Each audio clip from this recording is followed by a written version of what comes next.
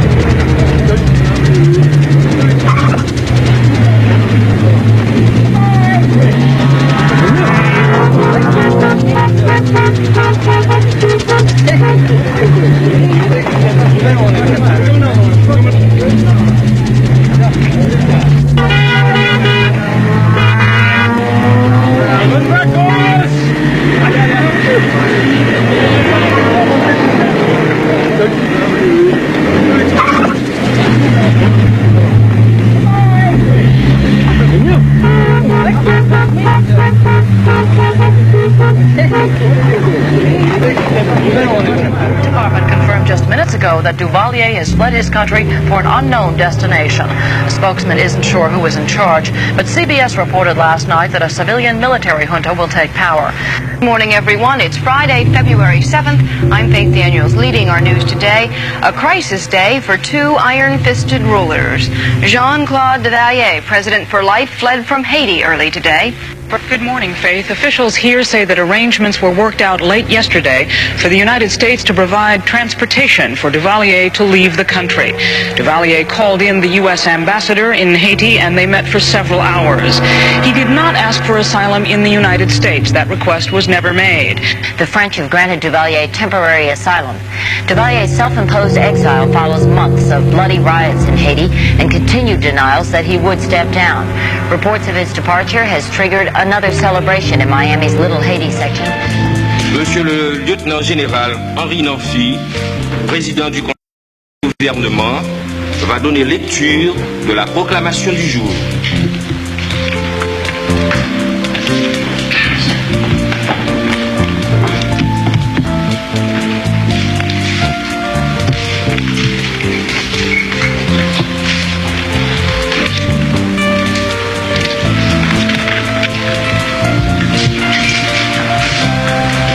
Conseil national de gouvernement. Proclamation.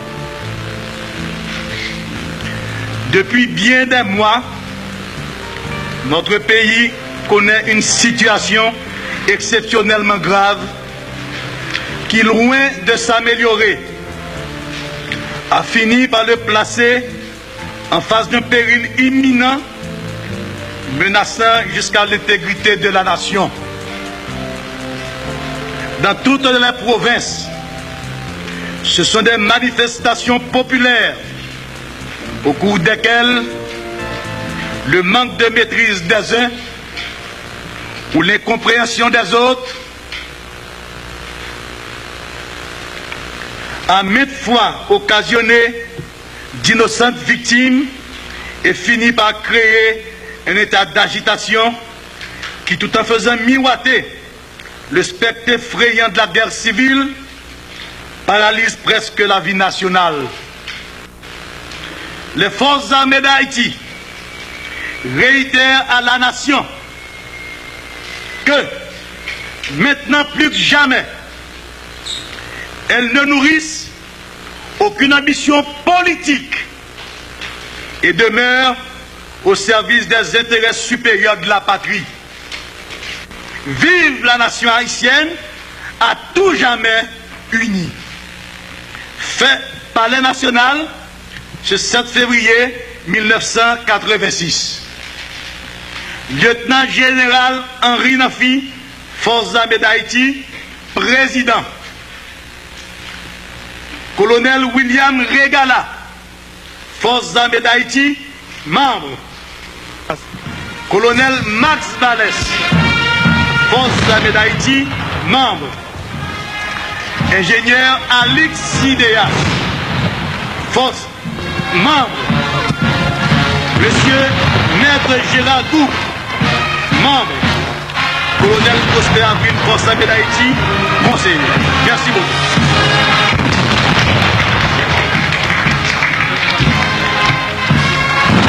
Conseil national de gouvernement.